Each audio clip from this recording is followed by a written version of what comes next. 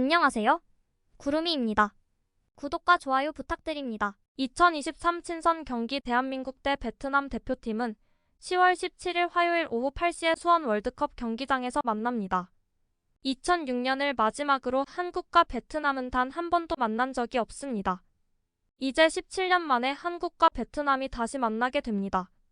2023년 9월 21일 기준 최신 피파 랭킹을 보면 한국 대표팀이 베트남보다 월등히 높은 순위를 기록하고 있습니다.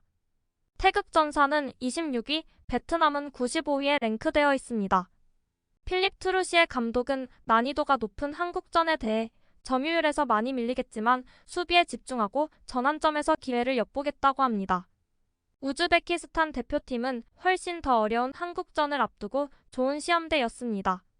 우리는 모두가 알고 있듯 베트남 대표팀보다 훨씬 강한 상대를 만났습니다. 따라서 이번 경기의 목표는 잘 조직된 오프볼 수비에 집중하는 것이었습니다. 10월의 세 상대가 모두 베트남 팀보다 강한 것은 분명합니다. 특히 이번 경기에서는 수비 컨트롤과 개방적인 상황에서 마무리를 잘하는 데 더 집중해야 했습니다. 전반적으로 선수들의 정신과 노력, 선수들의 시스템 동기화와 집중력에 만족합니다.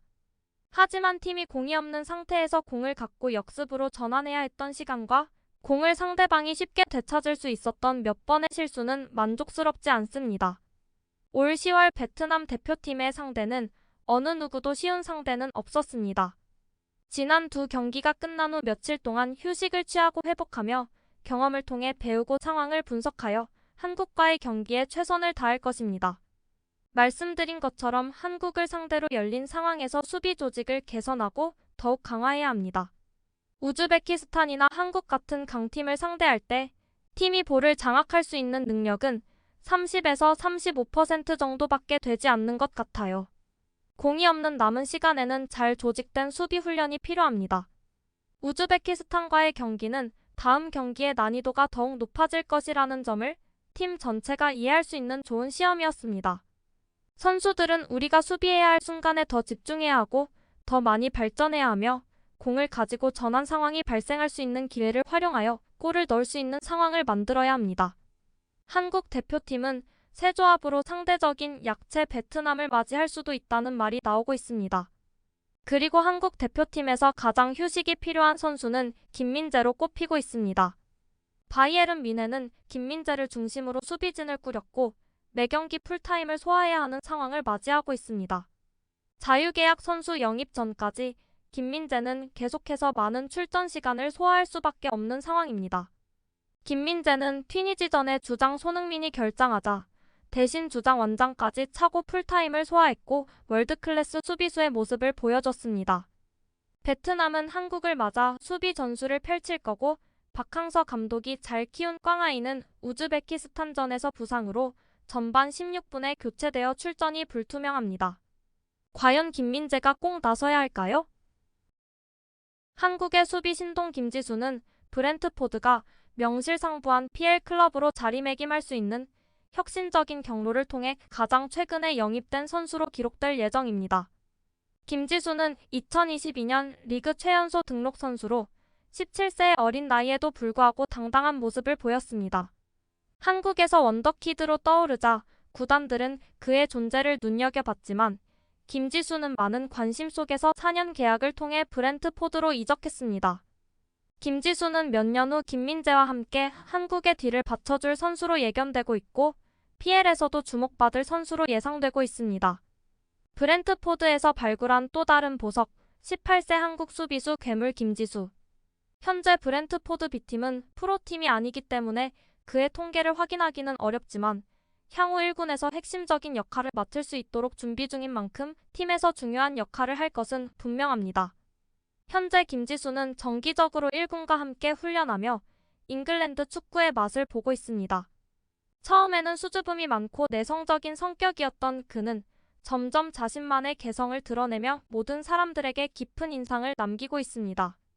김민재가 세계적인 수비수로 부상한 이후 한국의 모든 수비수는 바이에른 뮌헨의 거인과 비교되는 것은 피할 수 없는 일이었습니다. 하지만 김지수에게 있어 그 비교는 사실 많은 의미가 있습니다. 김민재 선수와 키가 비슷하고 두 선수 모두 우뚝 솟은 존재감을 갖고 있습니다. 김지수는 더 존경받는 김민재처럼 매우 빠르며 발밑에서 공을 잡을 때 놀라울 정도로 민첩합니다. 이러한 자질은 후방에서 플레이할 때 상대 수비수의 압박을 피하는 데 도움이 됩니다. 그러고 프레스를 피한 다음에는 그를 특별하게 만드는 것이 있습니다. 김지수는 공을 다루는 능력에 있어서는 나이를 뛰어넘는 현명함을 지니고 있습니다. 긴 패스, 대각선 패스, 스위치 플레이를 놀라울 정도로 쉽게 찾아낼 수 있고 그 공은 항상 타깃을 찾아냅니다. 언제 패스할지, 누구에게 패스할지, 언제 프레스를 피할지, 태클로 돌진할지 등 그의 의사결정은 어린 나이답지 않습니다. 이러한 부분은 가르치기 어려운 무형적인 부분이며 이미 이러한 부분에서 앞서 나가고 있다는 사실은 그가 시니어 축구로 나아가는 과정이 누구보다 순조로울 것이라는 것을 의미합니다. 현재 한국 수비진은 김민재와 함께 김영권으로 구성되어 있지만 몇 년 안에 김지수는 자신의 우상인 김민재와 함께 뛰는 동시에 프리미어리그 브렌트포드에서 뛰는 모습을 기대할 수 있을 것입니다. 손흥민에 이어 한국은 곧 새로운 스타를 맞이하게 될 것입니다. 맨시티는 챔피언스리그와 프리미어리그에서 우승 후보로 꼽히고 있으며 그 이유를 쉽게 알 수 있습니다. 티플라댓에서는 과르디올라 감독의 기계적인 축구에 맞설 수 있는 팀을 살펴봤습니다.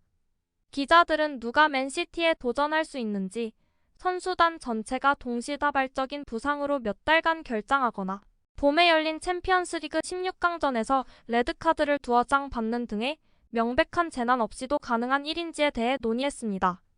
기자들은 유럽에서 가장 강력한 10개의 팀에 대한 각자의 견해를 제시했으며 전체 목록을 바탕으로 맨시티를 타이틀 경쟁에서 압박하기 위해 가장 강력한 도전자들에게 필요한 것이 무엇인지 제안했습니다. 격변의 시기입니다. 리오넬 메시가 마이애미에 있고 네이마르가 사우디아라비아의 알힐랄에 거액에 팔렸으며 음바페가 내년 여름에 자유이적으로 레알 마드리드에 합류할 수 있지만 PSG와 카타르가 음바페의 잔류를 설득하고 있어 현재로서는 불확실합니다. 렌달 콜로무아니, 마누엘 우가르테, 브래들리 바르콜라, 자비 시몬스 등 PSG가 거액을 투자한 선수들을 보면 거의 첼시 스타일의 회춘 프로그램을 목격하는 것과 같습니다. 이는 루이스 엔리케 신임 감독에게 잘 어울리는 기동력 있고 의욕적인 선수단으로 거듭날 것이 확실하지만 큰 경기에서 승리로 이어질지는 적어도 현재로서는 불확실합니다. PSG는 20대 초반에 세계 최고의 선수들을 영입했고 카타르의 영입 자금은 바닥을 모르고 있기 때문에 전체적인 스타일의 변화는 당연한 결과입니다. 루이스 엔리케 감독이 챔피언스리그 결승에 진출할 수 있는 수준의 팀을 빠르게 구성할 수 있다면 최고의 코칭 업적이 될 것입니다. 그리고 메시와 네이마르는 제한된 출전 시간에도 불구하고 무언가를 할 수 있었습니다. 많은 사람이 챔피언스리그에서 맨시티에 도전할 최고의 팀으로 꼽는 바이에른 뮌헨은 메뉴의 부활을 믿지 않는다면 FC 코펜하겐, 갈라타사라이와 함께 꽤 괜찮은 조로 보일 수 있습니다. 작년과 재작년에 로버트 레반도프스키와 다비드 알라바가 떠난 후 해리 케인과 나폴리의 뛰어난 센터백 김민재가 확실한 보강 선수로 영입되었습니다. 하지만 지난 시즌 도르트문트에게 우승을 빼앗길 뻔했던 바이에른과 인기 감독 줄리안 나겔스만의 뒤를 이어 지휘봉을 잡은 토마스 투엘 감독에게 2023년은 결코 쉽지 않은 시기입니다.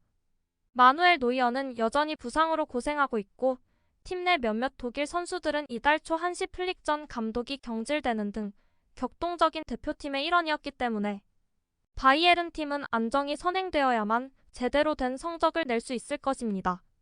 바이에른은 결승에서 맨시티와 맞붙게 된다면 충분히 도전할 수 있는 수준급 선수들을 보유하고 있습니다. 로버트 레반도프스키와 마찬가지로 해리 케인을 어떻게 활용할지 등 많은 것이 제자리를 찾아야 합니다. 구독과 좋아요는 제작하는 데 큰 힘이 됩니다. 감사합니다. 다음에 또 보아요.